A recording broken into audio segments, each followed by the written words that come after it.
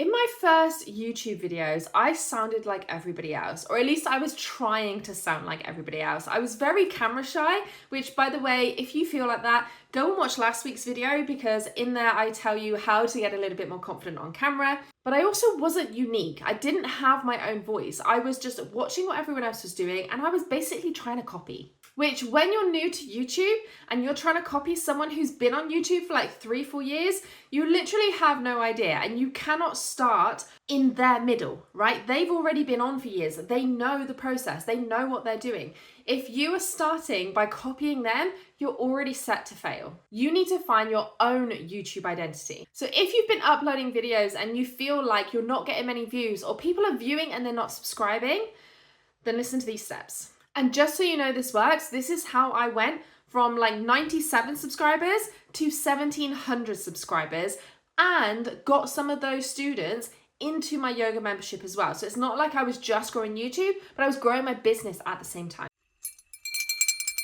Okay, so step number 1 is to know your audience. When I first started my yoga channel, I was talking to everybody. I was talking to beginner yogis. I was talking to experts. I was talking to really spiritual people. I was talking to people who had no idea what spirituality even was. I was talking to mums, teenagers, kids. Like, I was literally trying to serve everybody. And I confused myself because I didn't really know what I was posting. I was just posting anything and everything yoga. And when you're vague like that, you feel like you can serve more people because you're more open, but it means less people see you. When you're more specific, people find you easier because they type specific things into Google. If somebody types in yoga, it is very, very unlikely that my videos would come up because I'm a smaller YouTube channel with no audience, right? Adrian's gonna come up, Cassandra's gonna come up, Boho Beautiful are gonna come up. The bigger brands are gonna come up first before me. Whereas if somebody typed in yoga for stressed mums, and that's what I was teaching, my videos are more likely to show up. Okay, not gonna lie, the doorbell just went and I had to sort out my food shopping. So we're back and we're gonna carry on with this. Okay, so I got very specific in who I was teaching and what it was that I was trying to teach them. I decided that I was going to focus on flexibility. And it's okay if your niche changes over time, by the way, because your audience will change over time, right? I have had people in my membership that came to me because of flexibility and they really loved the vinyasa style yoga.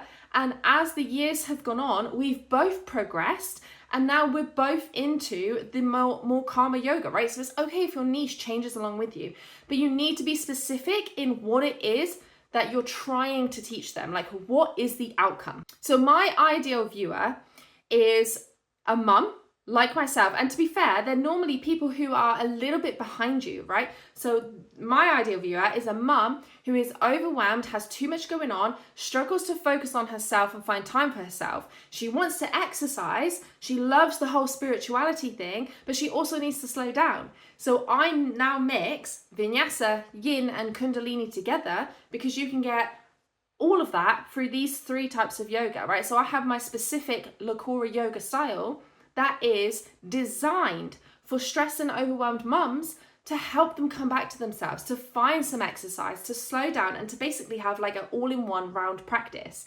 That is very, very specific. And it wasn't always that, right? I've changed it over the years, but now this is what it is. So I know who my audience is. So every single time I create a class or I create a video, I know that I am speaking to that stressed mum, right? I could put a picture of her behind my camera so that I know I'm talking to her. And as long as you're focusing on that specific audience, your videos are going to resonate with so many people. If you start having different people behind your camera, you're going to be resonating with too many different people. They're not going to like every single one of your videos. They're not going to subscribe. They're going to come for that one video and then they're going to go.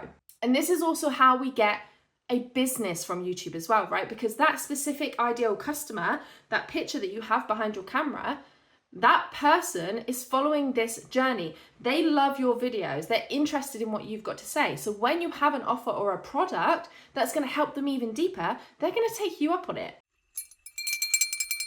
Okay, so step 2 is to highlight your strengths. I used to think that because I was a yoga teacher, I had to learn Sanskrit. I had to speak in a very yogic way. I had to be a specific type of person to be on YouTube to teach this. But that is not how you find your identity. Your identity is from being you. And if you look at all the people that you find successful, you will notice that they have certain qualities about them. Just as an example, in the yoga world, Boho Beautiful, they have very beautiful style videos, right? They're all in like fancy locations around the world. It just looks aesthetically amazing, right? Adrienne teaches yoga for everybody. She makes it accessible. You will not find her doing handstands and crow pose and all that all the time, right? She might do a couple classes on teaching that, but that's not in her everyday practice, right? She's not always posting about those things because her classes are accessible. You've got yoga with Bird, right? She got popular because she was posting videos, yoga videos on how to help you fart, right? It was very specific, and they bring their personality into that.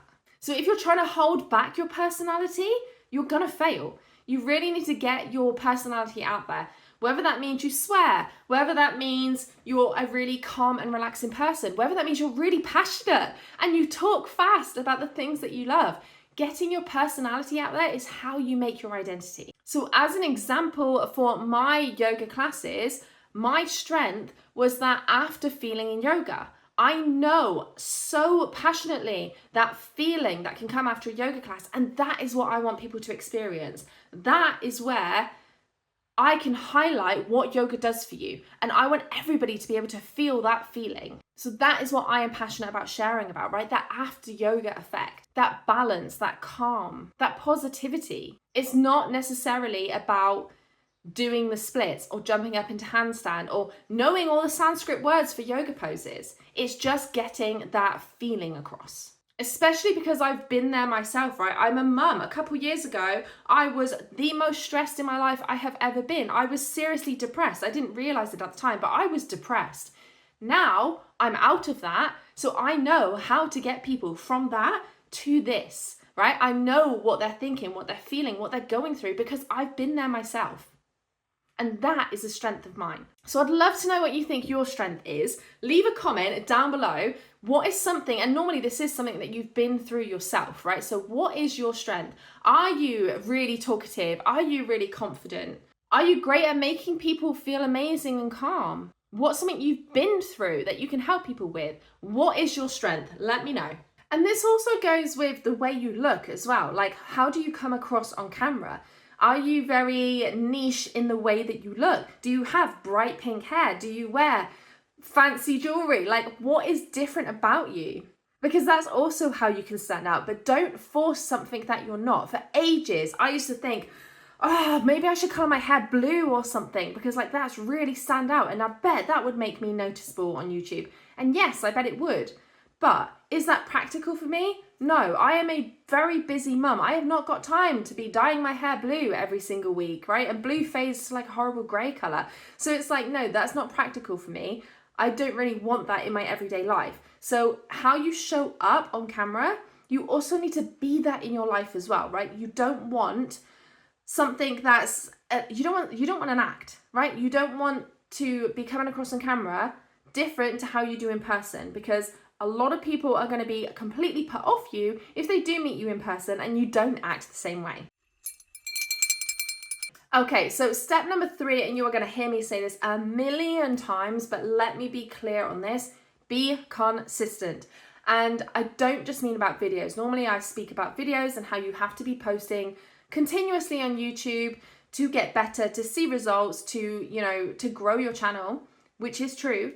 But by be consistent today, I'm meaning your identity, okay? And that is consistency with being on camera and in your life, right? Being consistent there with how you act, how you look, how you come across, what it is you're teaching. You cannot be teaching beginners one week and then teach experts the next week, and then the next week move into meditation. Like, that is not being consistent. And that every single time you restart, you're restarting your stats, right? It's going to take you longer to be seen as the expert that you are if you keep swapping and changing what you do. But it's okay, that being said, to experiment, okay? If you're not sure, it's fine. Have a little play, have a couple videos that are different to start with, but then pick something. Pick something and roll with it. And I do not mean just roll with it for a month. I mean roll with it for a year. Roll with it for a year, see if it takes off. If it doesn't, maybe slightly change it.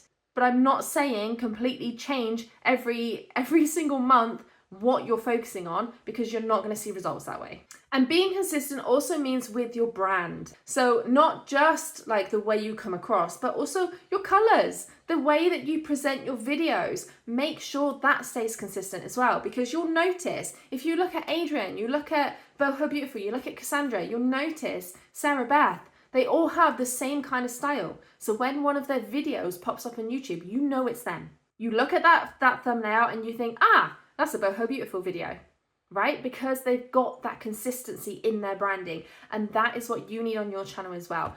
I am not a good example of this because I've changed mine way too much, but again, it's okay to experiment. Just try to stick to one thing, because that is how you get recognized.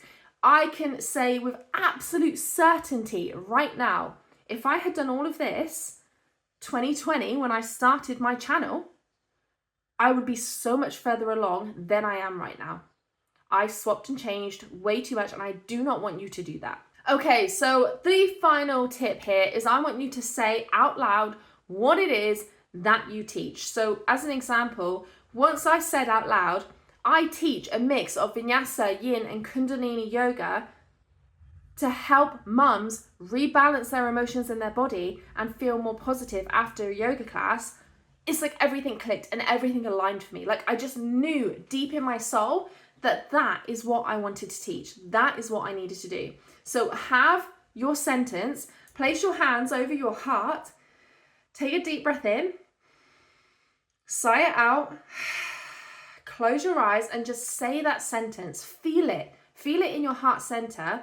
Notice what comes up for you. Does it feel warm and aligned, or does it feel slightly off? And listen, really, really listen to that intuition within you, okay? Because maybe it's not it yet. You know, it took me 4 years to get to this point.